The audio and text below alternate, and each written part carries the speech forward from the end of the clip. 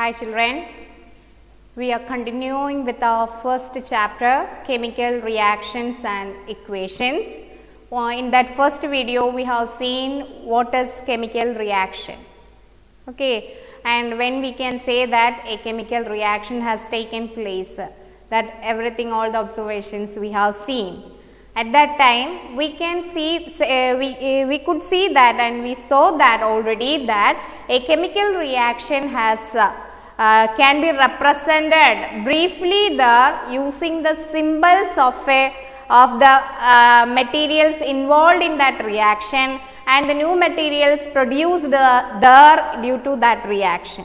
That is symbols and chemical formula. You have studied in 9th standard what are symbols and chemical formula.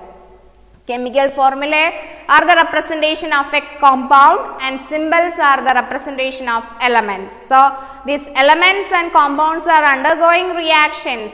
At that time, new materials are produced there. So, we can represent the chemical reaction using the symbols and chemical formulae, and that brief representation is known as a chemical equation.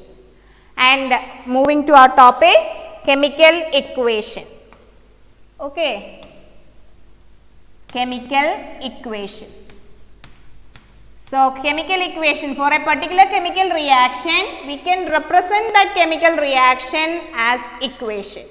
Okay, so for example, if we are taking that particular familiar example of burning of magnesium ribbon, when magnesium is burned in oxygen, at that time if you know the symbols and formulae of magnesium and magnesium oxide, then we can easily represent that reaction in using that equation without writing that much there. For example, magnesium, Mg is the symbol for magnesium, and that magnesium ribbon is burned in oxygen, O2, oxygen, and these are reactants and due to that reaction products are produced there, and that reactants and products are separated by an arrowhead pointing towards the product side.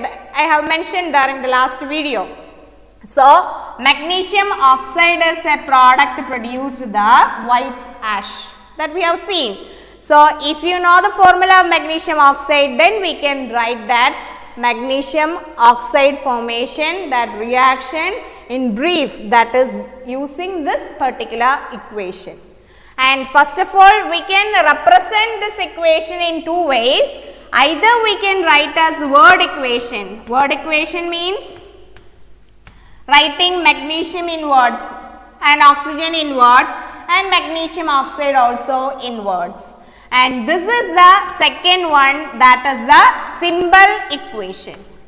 Either we can write the word equation or we can write the symbol equation. Initially in smaller classes we were writing the word equation. Now we have to replace the word equation with the symbol equation because we have already studied the symbol and formula, and there comes balancing, the need of balancing a chemical equation. What is the relevance or need of balancing a chemical equation?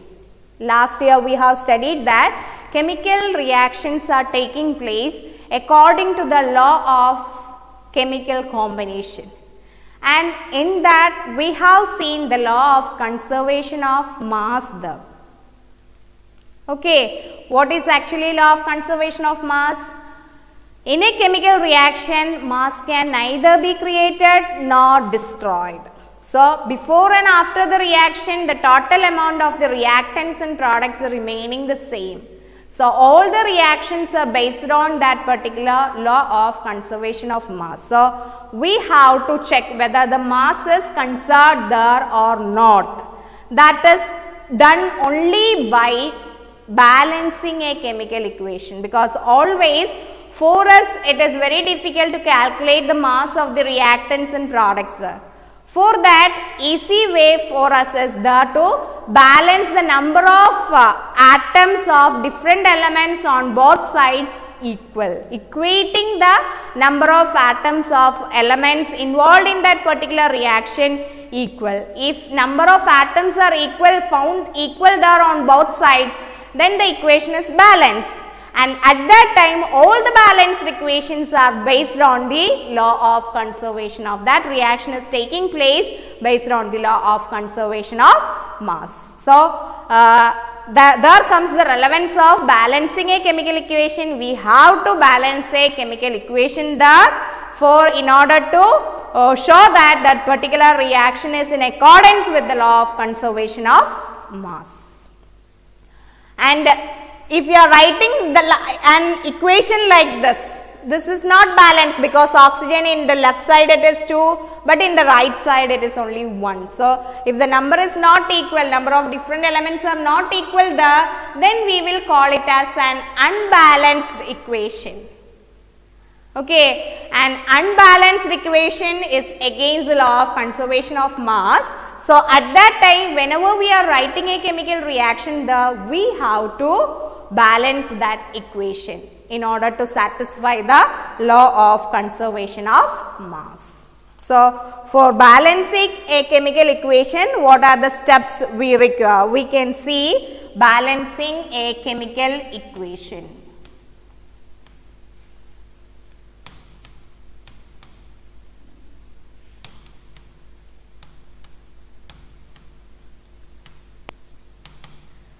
Balancing a chemical equation. First of all, the reaction will be given as a statement.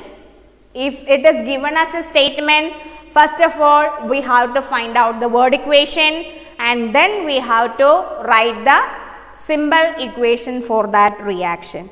If the symbol equation is already given there, then no need to go with that word equation. Directly we can proceed with that word equation, symbol equation. If the statement is that particular reaction is given as a statement there, then we have to write the word and then followed by the symbol equation. After that, one by one we will see the steps for balancing a chemical reaction. Okay, first of all we can see a particular reaction, zinc reacts with sulfuric acid. Zinc plus sulfuric acid. This is the statement, and from that statement I am deriving the word equation. Zinc reacts with the sulfuric acid to give zinc sulfate,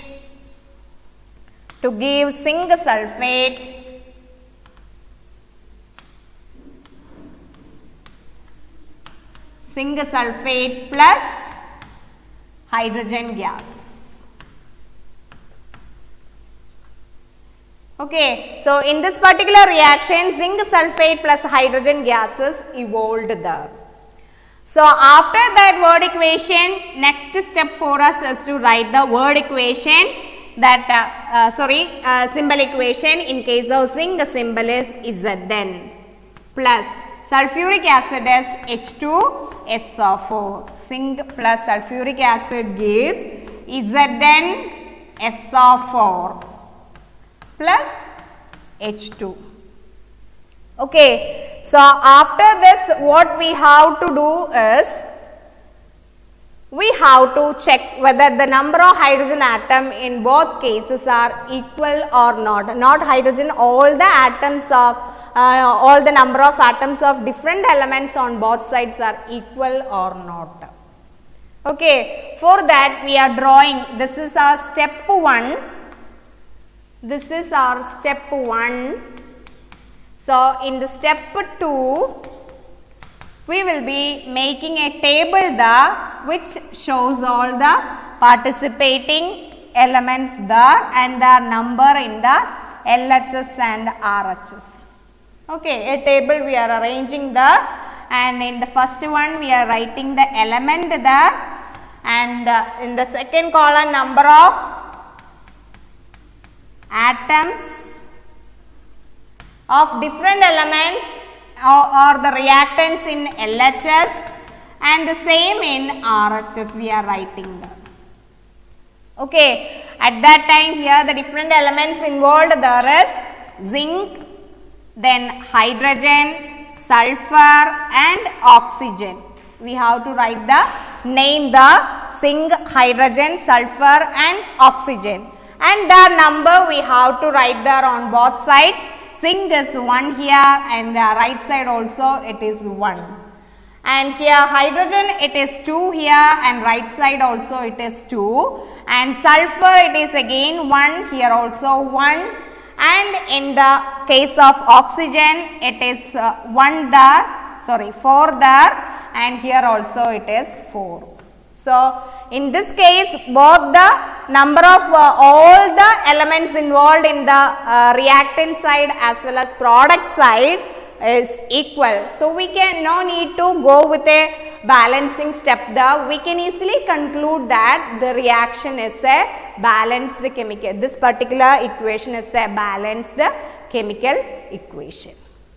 Okay, in further videos we can see more for balancing, examples for balancing chemical equations. Okay, thank you.